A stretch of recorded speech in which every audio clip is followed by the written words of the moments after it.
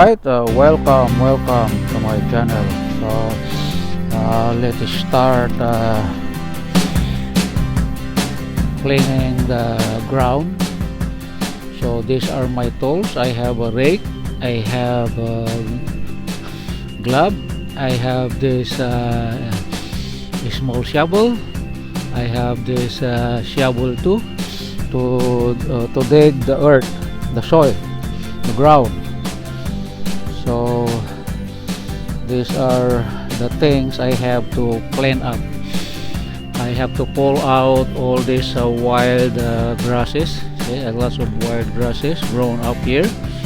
So this has to be taken out. Yan po. Yan.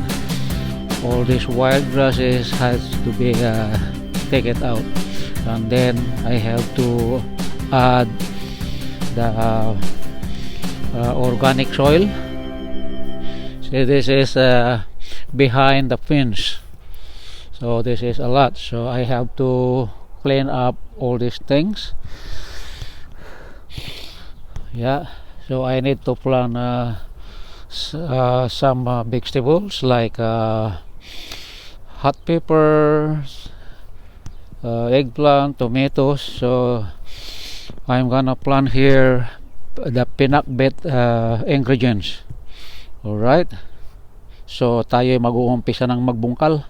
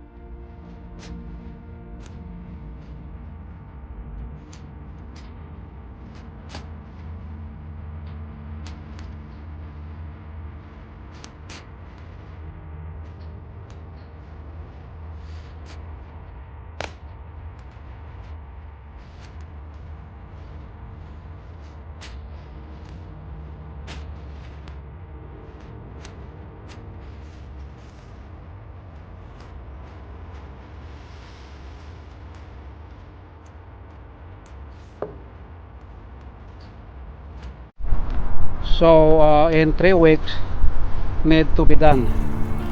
So I'm gonna do first the to add topsoil on the pot, or potting soil, the organic soil. This long one is a climbing stick. Same thing with the wire support.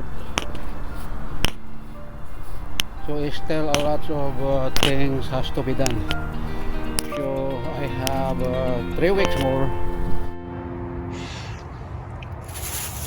Okay, Ako po ay magpupunla ng pechay.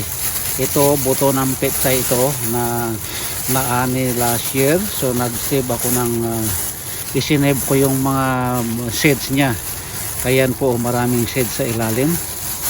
Kaya so kukuha ako ng konti para maipunla. Ayan.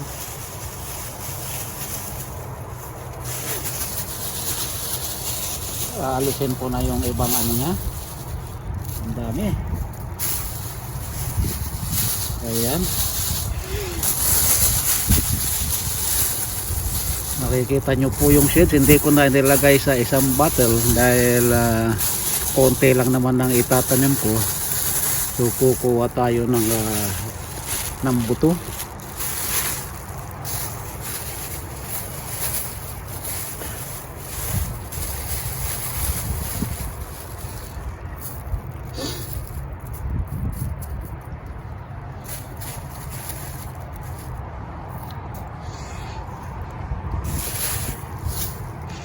Ito po yung mga seeds ng pechay, oh.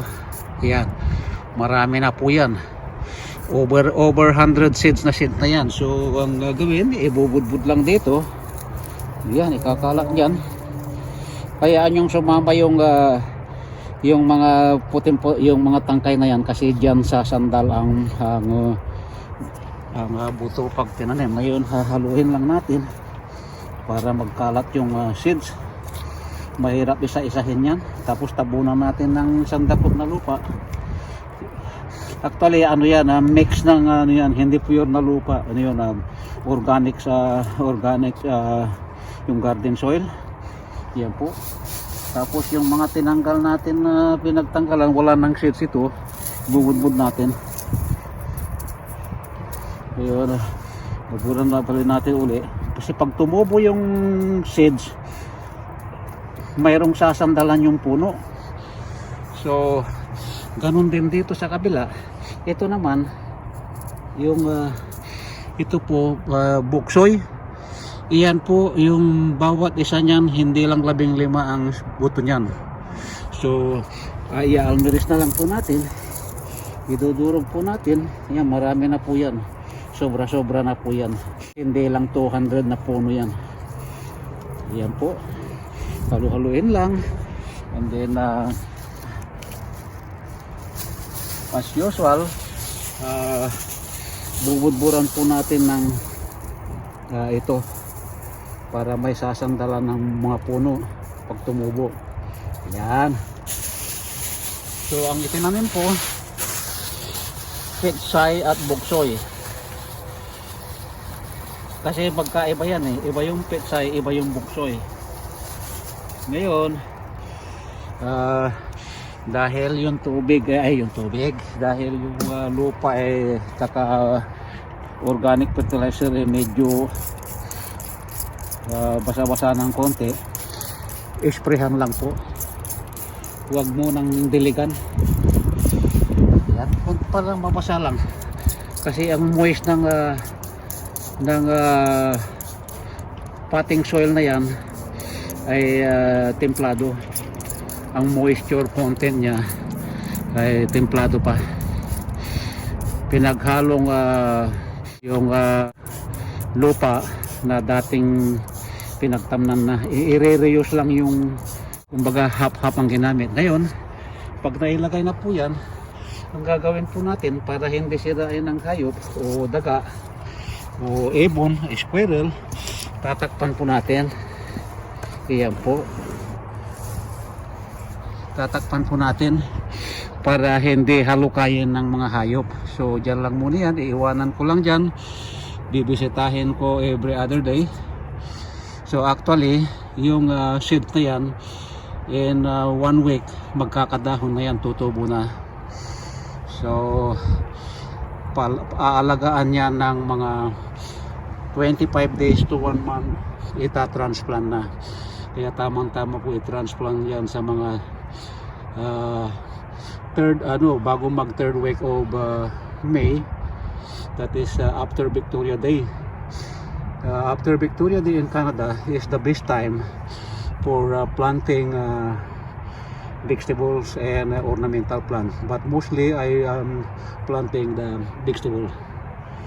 So marami pa pong itatanim. Ito ay umpisa pa lang, pagpupunla pa lang. Alright, so abangan na lang ang susunod na mga project. Maraming salamat po. So antayin natin ang after Victoria Day. Okay.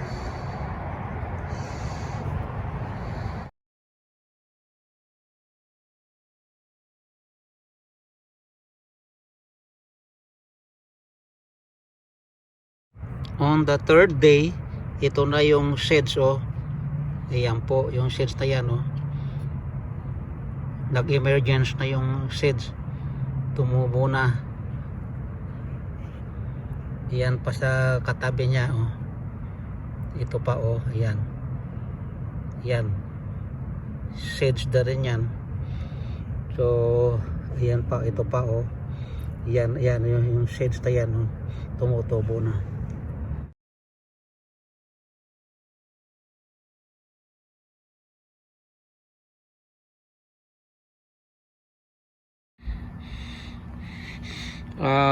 After 21 days na ito yung bok choy na tinanim, ito na.